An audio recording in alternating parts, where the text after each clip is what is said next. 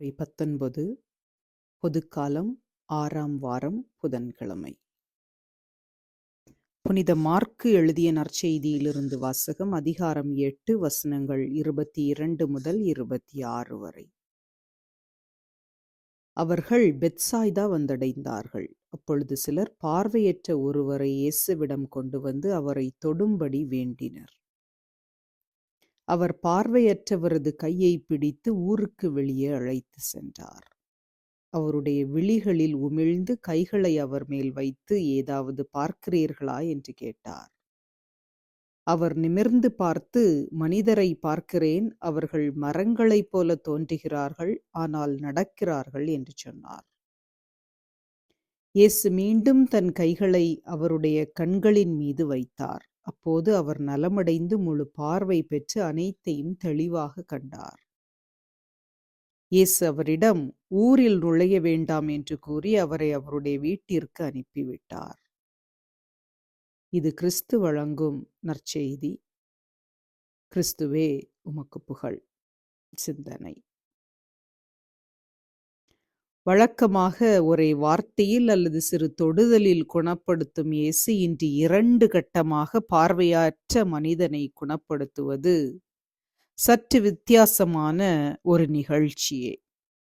இதில் ஏதாவது உட்காரணம் உண்டா என்று ஆழ்ந்து சிந்தித்தால் சில உண்மைகள் மறைந்திருப்பதை நம்மால் காண முடிகின்றது. மனிதர்கள் சில சமயங்களில் இறை ஆற்றலை உடனே காண முடியும். சில சமயங்களில் இறை வல்லமை சற்று தாமதமாகவே கிடைக்கப் பெறும். பொறுமையோடும் தாழ்ச்சியோடும் காத்திருந்து பெற்றுக்கொள்ள வேண்டும் என்ற செய்தியே இன்றைய நிகழ்ச்சியில் புதைந்துள்ளதாக காண்கின்றோம். எடுத்துக்காட்டாக, மருத்துவமனைக்கு சென்றால் சிலருக்கு உடனே குணமாகும், சிலருக்கு கொஞ்சம் நாள் ஆகலாம். இருவரிலும் இயேசுவின் வல்லமையே செயல்படுகின்றது.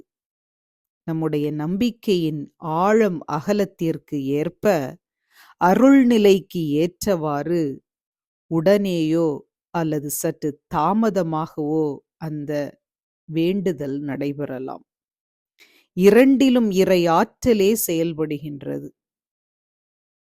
நமது நம்பிக்கை எவ்வளவு ஆழமாகவும் அகலமாகவும் இருக்கின்றது என்பதை கேட்டு பார்க்கவே இன்றைய வாசகம் நம் ஒவ்வொருவருக்கும் அழைப்பு விடுக்கின்றது. பார்வையற்ற மனிதனின் அருள்நிலைக்கு ஏற்றவாறு 2 கட்டமாக அந்த அருஞ்செயல் இன்று நடைபெற்றது. இன்று நம் வாழ்விலும் சில சமயங்களில் நம் வேண்டுதல்கள் தாமதமாகுகிறது என்றால் நம் அருள்நிலை பற்றி நாம் சிந்திக்க வேண்டும். இறைவன் எப்போதும் ஒரே மாதிரியாக செயல்படுகின்றார்.